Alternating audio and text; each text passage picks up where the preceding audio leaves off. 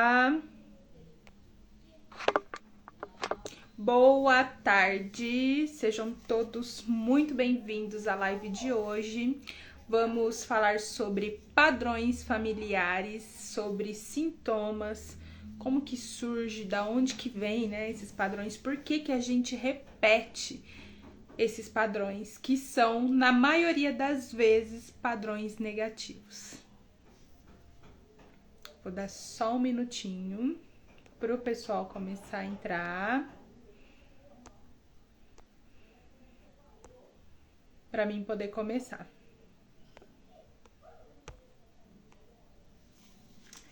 Bem-vindos. Eu vou dar início. E o que são esses padrões familiares? Bom, como o nome já diz, é algo comum.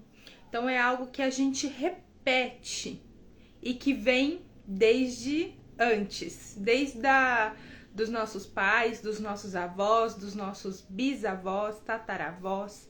É uma coisa que vem se perpetuando na nossa linhagem. E aí você pode reparar que é comum acontecer nas famílias. Eu fiz uma pergunta lá nos stories: que tipo de padrão familiar você tem? Que padrão que tem na sua família? O que você reconhece ali? E o pessoal disse muita coisa. Então, tem padrão de insucesso financeiro, tem padrão das mulheres que são traídas, tem padrão de obesidade. É um padrão que você observa, por exemplo, a minha mãe sempre foi traída. E aí você, quando se casa, é traída também. Ou ninguém conseguiu concluir uma faculdade na minha família. Você para observar e começa a notar essas relações e ver que isso vem passando de geração em geração. Normalmente tem uma pessoa que começa esse padrão lá muito antes, como eu disse para vocês. E aí ela ensina para o filho, que ensina para o filho, que ensina para o filho. E isso vai criando raízes inconscientes dentro da gente. São raízes que depois começam a se manifestar através de sintomas, que é algo também que eu vou falar aqui na live. Ai, Jéssica, mas por que é algo ruim? Por que a gente aceita esse padrão? Porque, como eu disse, na maioria das vezes a pessoa não percebe, é muito inconsciente. E a pessoa tem que entrar ali numa busca de si mesmo, aonde ela começa a reparar nessas coisas. E ela fala, gente, começa a se questionar. Nossa, tem alguma coisa errada. Mas tanto os padrões quanto os sintomas, eles são algo positivo. Por quê? São positivos porque você precisa romper, porque você precisa quebrar esse padrão, certo?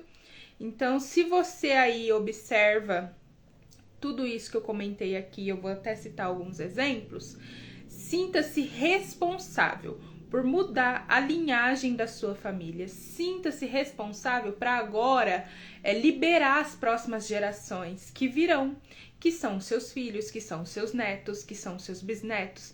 Ninguém precisa mais repetir essa coisa negativa, esses padrões negativos. Ninguém. Isso pode terminar em você.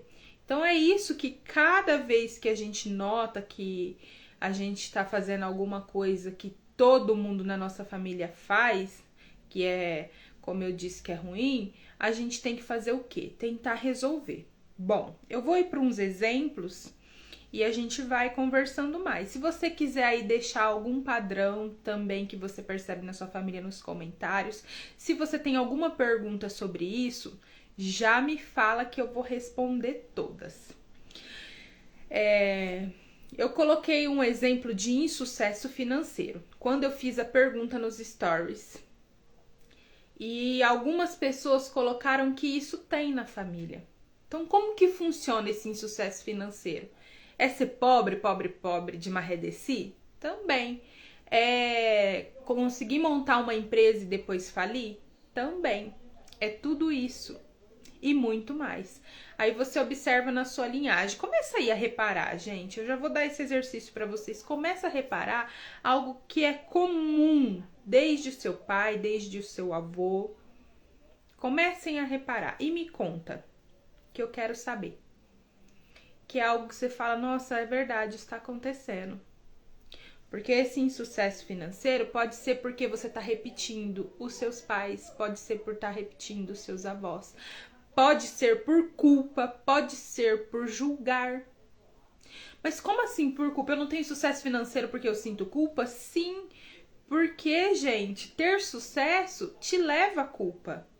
Você já viu quando você fica com dó de alguém porque você tem uma vida em comparação àquela pessoa melhor? A gente faz muito isso com os moradores de rua.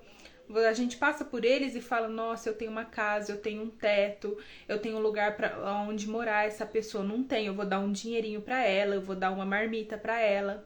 Isso é ter dó. Isso é sentir culpa.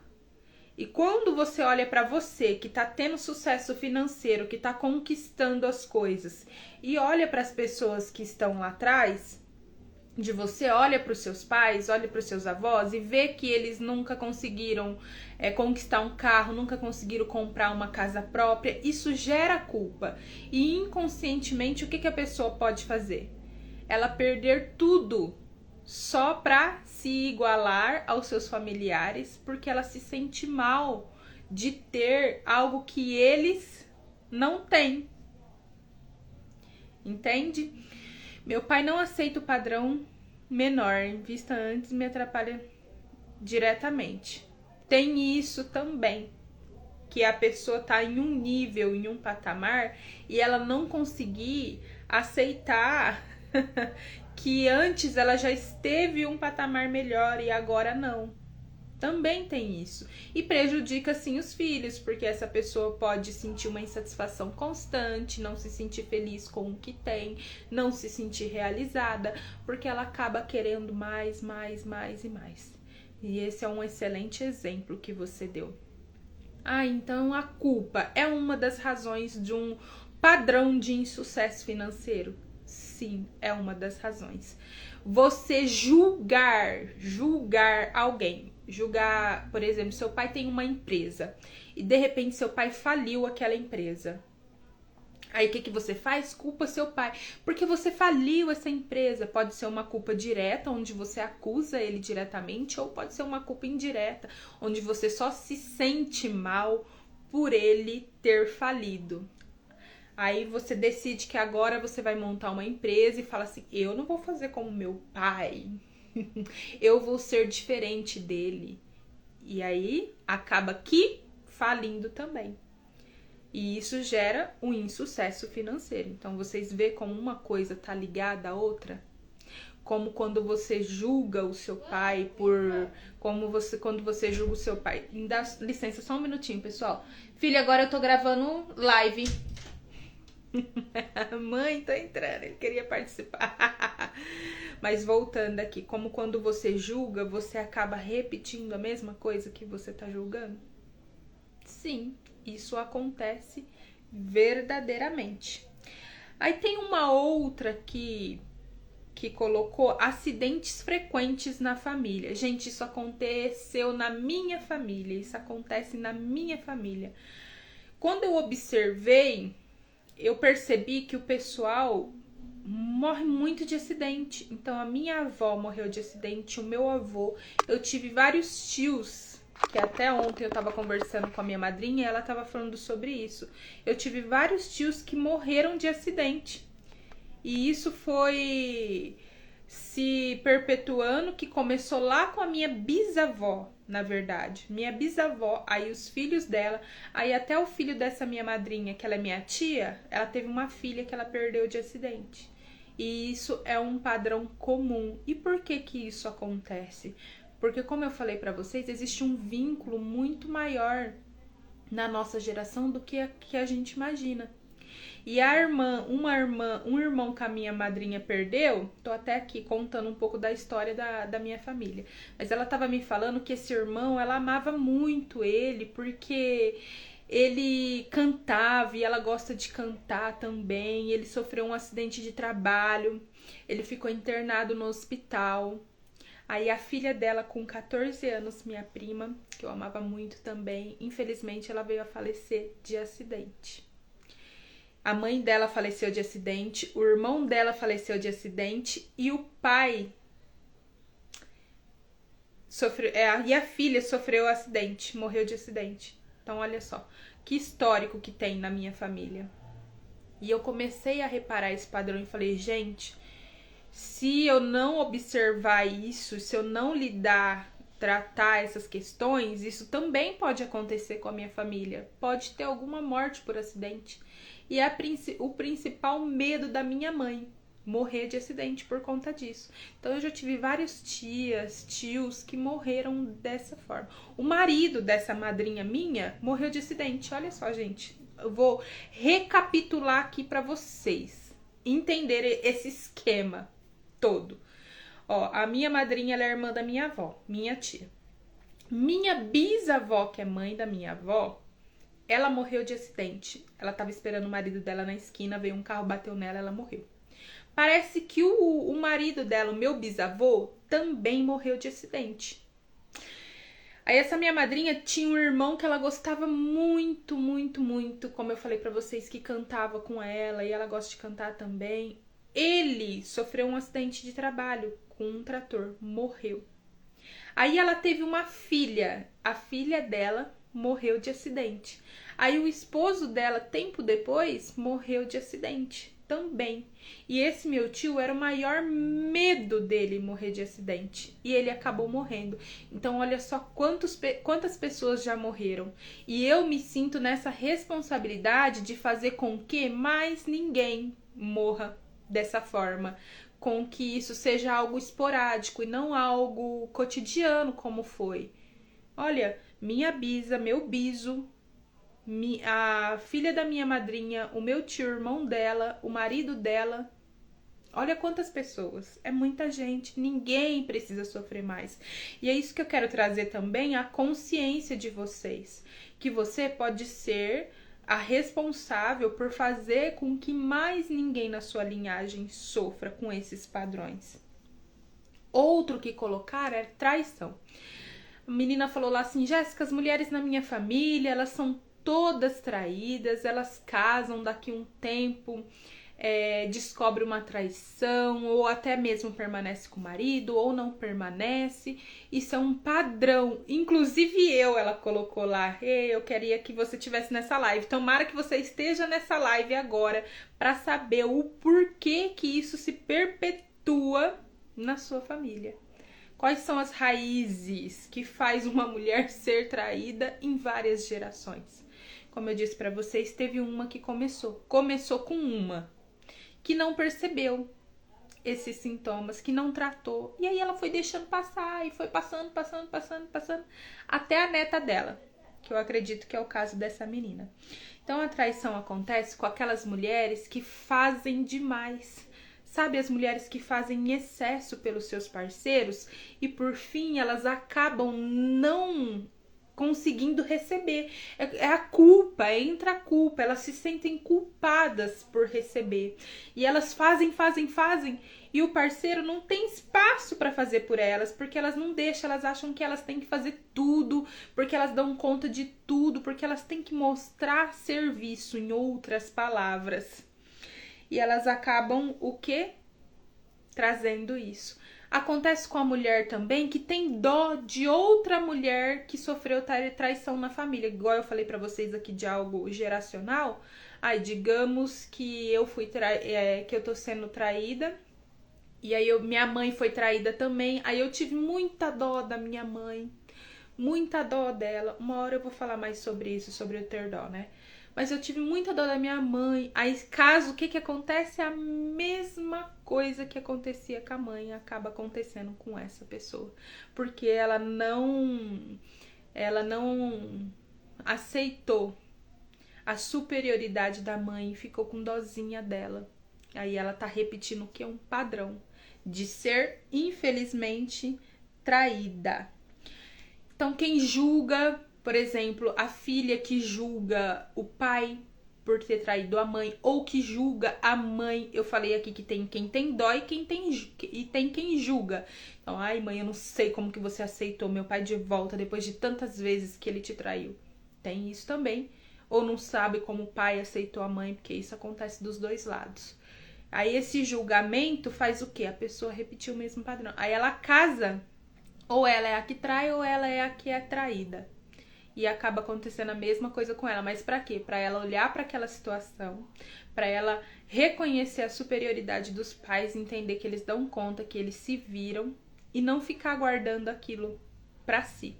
Certo? Separação. Muita separação na família.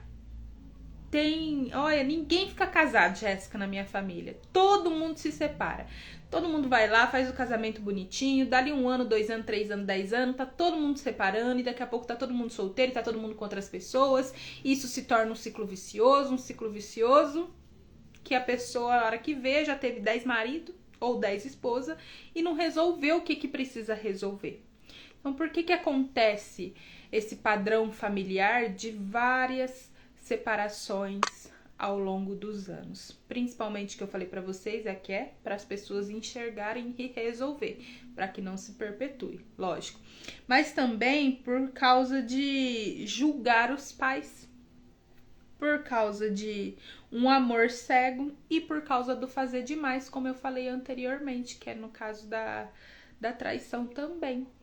Então as mulheres vão ali, fazem demais, aí elas são traídas, aí elas falam assim: nossa, eu fazia tudo por ele e ele me traiu, ou ao contrário também, tá? Quando é o caso dos homens, mas eu fazia tudo por ele e ela ainda assim me traiu.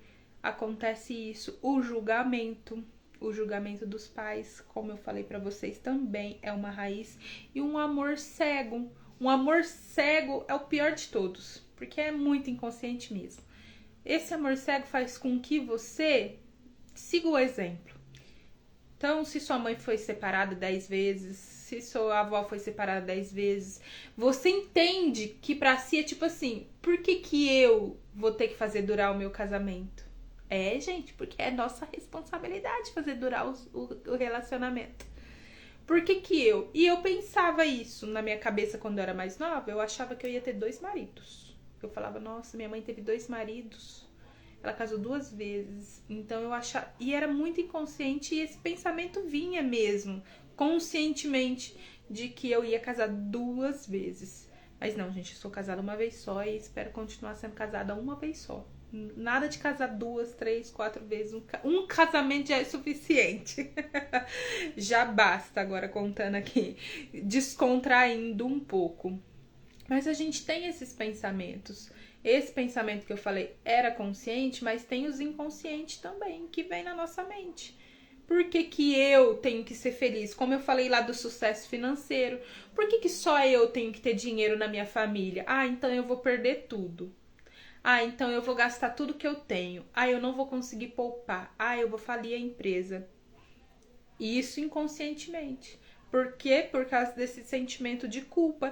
E no caso da separação, em padrão familiar de separação também. Por que só eu tenho que ser feliz no relacionamento? Por que só eu tenho que ter um casamento duradouro, um casamento feliz? Aí a pessoa vai lá e acaba se auto-sabotando. Porque nesses padrões aqui, tudo que eu disse, a maioria das vezes é autossabotagem. A pessoa se auto-sabota sem perceber, sem ver.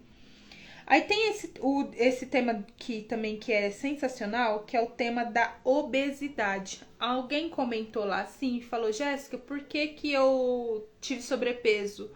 As mulheres na minha família também têm sobrepeso após o casamento. Por quê? Essa aqui vocês pegam a visão, viu? Vocês pegam a visão. Primeiro, porque pode ser um mau relacionamento com a mãe. Então, ter tido um péssimo relacionamento com ela.